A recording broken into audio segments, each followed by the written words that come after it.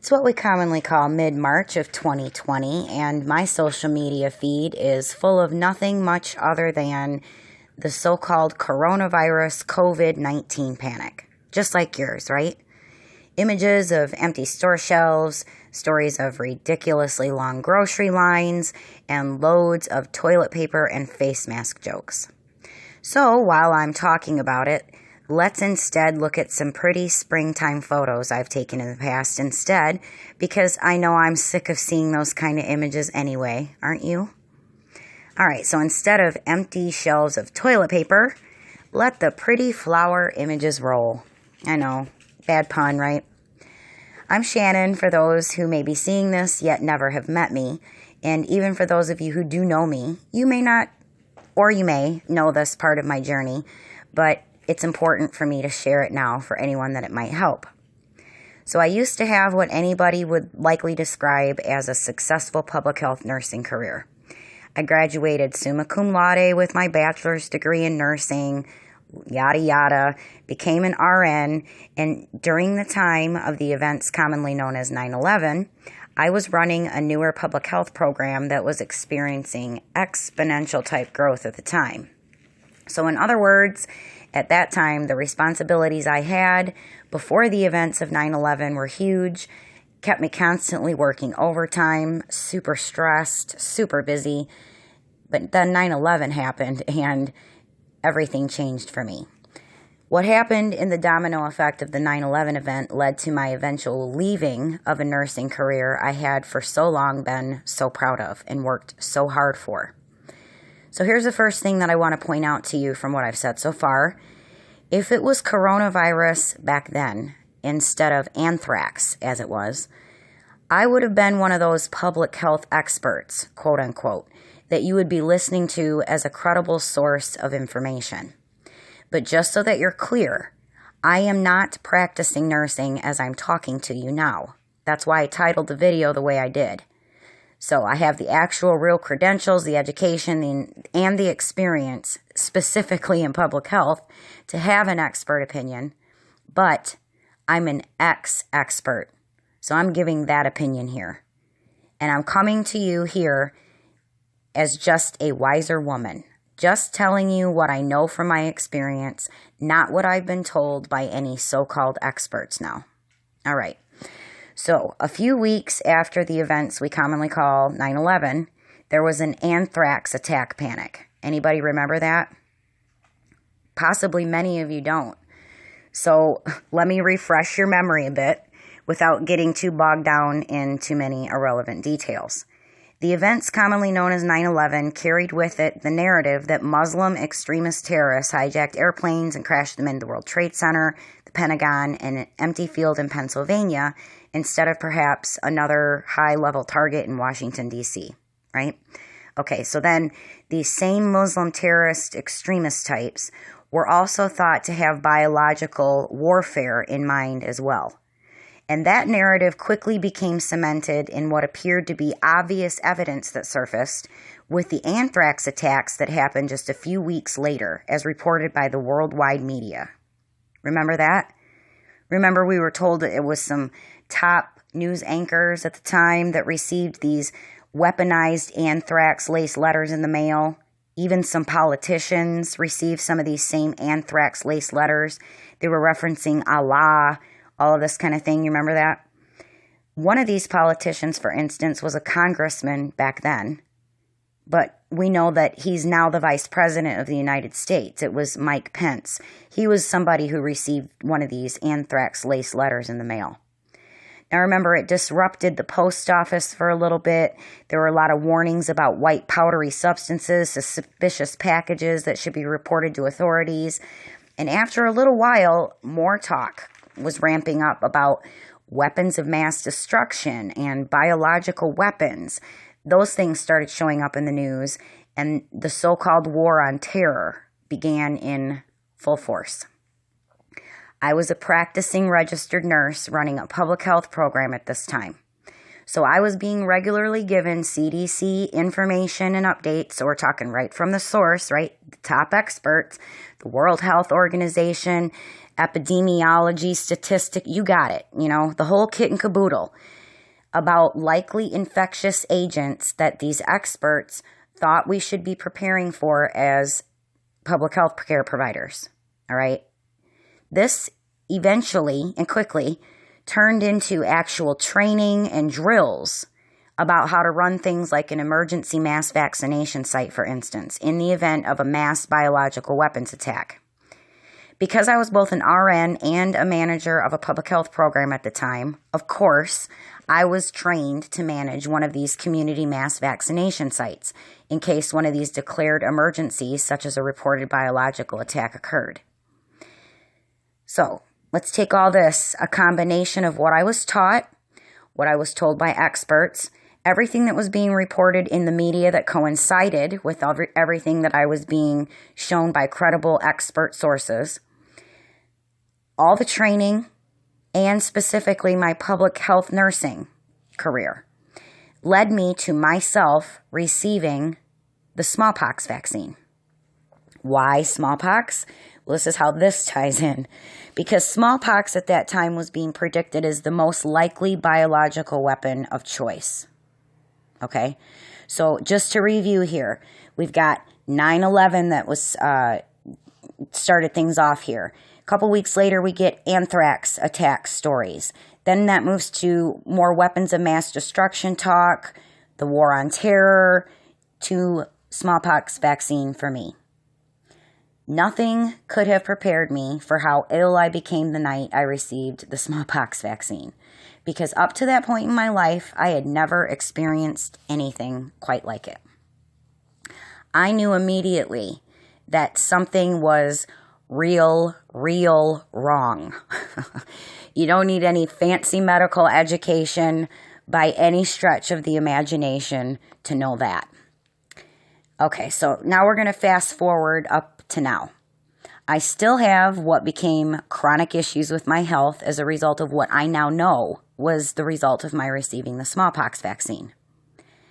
But that smallpox vaccine experience became part of my wake-up call. So here we are in 2020 amidst the coronavirus COVID-19 panic, where nowadays Mike Pence has gone from being a congressman who received anthrax in the mail in what we commonly call 2001 to heading up the coronavirus task force as the vice president of the United States in 2020, and I and others can see right through it now. Do you know what the result of the anthrax attacks were? Let's start there. Go look it up. I'm still showing, of course, images of pretty flowers because I really don't want to give this any, more build-up than it deserves. But please don't just take my word for it. Do your own research. You're going to run into the same thing that I did. So you're going to find that many years of investigating, of leads, it was basically a fake wild goose chase ending. There was no Muslim extremist terrorist that was thought, after all, to be responsible for these anthrax-laced letters. And it may or may not have been some weird lab scientist type, but after all, we just don't have enough evidence either way. As it turns out, that's how that ended. And what about biological weapons and weapons of mass destruction? Well, you know that story. Remember, we sent a whole lot of men and women out to fight the war on terror and to find those weapons of mass destruction and those huge stockpiles of biological weapons. But here we are in 2020, were any of those weapons of mass destruction or those stockpiles of biological weapons, like weaponized smallpox, for instance, was that ever found? Well, yes, actually. I found it. But it wasn't by me carrying a gun in my hand and searching around in some foreign land for it. The weaponized smallpox went into my arm through the vaccine I took. The belief built upon huge lies that I believed. Because without any real evidence verifiable by me, or really anybody else that is, true information, that was the real contagion. That was already the infection in my mind. Now remember, that was my expert mind at the time. Now, when you look at it this way, you realize how these biological agents are really weaponized and who these weapons are being used against. Now, if that just sounds crazy to you, then I know you are reacting naively. Because with just a little bit of research on your own, you can take a look at, just for starters, vaccine courts. And you can find out what I did back then. I'll just sum up my findings very quickly. Vaccine courts are extra special courts within the legal system that only hear vaccine injury cases. But the thing is, it's so unlikely that your vaccine injury would even qualify to be heard by this extra special court that your chances might be better at being struck by lightning. Now, I haven't compared those exact numbers, but remember, I'm talking as an ex-expert now, but you get the point, right? It's really, really hard to have a case heard by a vaccine court. Even if your case involves something as severe as you took your child to the doctor, this child was a completely normal functioning child up to that day where your child received one or more of a series of vaccines, and from that point on, maybe an hour later, your child was never the same again and severely damaged in ways that many people now would describe commonly as autism. Even if that is your experience, you are going to have a very, very difficult time having even that kind of a case heard by this extra special vaccine court. And if you do it, it won't be anytime soon, and of course will cost you a whole lot of money. Now, when you step back and look at it, that's just a whole lot of protection around the makers of vaccines, isn't it? And really no way to hold anybody accountable. Now, couple that with all of this huge campaign against anybody who would be reporting any of their real experience in their real life with these vaccines that doesn't go along the lines of what the mainstream media, what kind of story they would want to tell about it. Well, now you're starting to get the picture. Yeah, that's what I saw too. What I also saw during the same time period from the anthrax attacks now to the coronavirus, like I've mentioned, is the terrible rise in autism. But I'm not going to get into any of that in the video here. But I just have to say, I can't believe after all this time, after so much real in-our-face evidence manifesting in the kids, that we haven't already awakened from our outright stupid state. So, here we are in mid-March 2020, and we're in the land of the coronavirus panic. Some simple fundamental questions I have as an ex-expert here. What are the criteria, the symptoms differentiating this new coronavirus from the commonly known flus, colds, and allergies? You know, those common symptoms that we would see during this time of year. Oh, they're almost exactly the same? Well, that's a big coincidence, isn't it? Okay, so you can't diagnose it by symptoms. All right, well, how about a differential test? No, I didn't ask about shortages of tests. I asked if there is one. A test, a lab, you know, where you can isolate this coronavirus, this new COVID-19 virus. You can isolate it from the person that's supposedly sick with it, right? I'm not going to talk in big medical terms like I was trained to. You know what I'm talking about, very simply, right?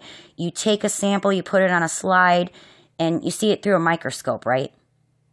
You send it back to the pathologist, his staff, maybe, right, in the lab, and they can see this coronavirus. Anybody? Really? No, huh? See, these are the kinds of questions I should have been asking prior to the time that I received the smallpox vaccine. But it took that to wake me up and out of my expert stupor. We're all being lied to about fictional things that end up causing us harm in reality. And this has been going on for a long, long time.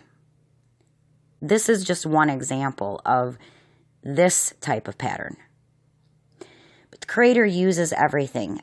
That I can trust. That I know. Now, maybe the coronavirus panic and what's going on right now, combined with maybe in some small part the story you're hearing here, will be enough at least to begin to wake you up from your stupor too. Because you honestly can't believe that a worldwide panic that includes tanking things like the stock market and grounding thousands of airplanes and cruise ships and many other forms of transportation, limiting groups of people not to be gathering from numbers of 25 to 250, depending on where you live. Even that kind of large gathering is recommended you not be attending.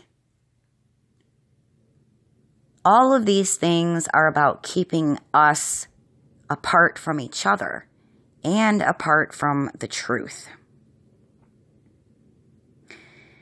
I hope that in some small way, the sharing of this part of my journey may help at least one of you before we go to war over stockpiles of toilet paper.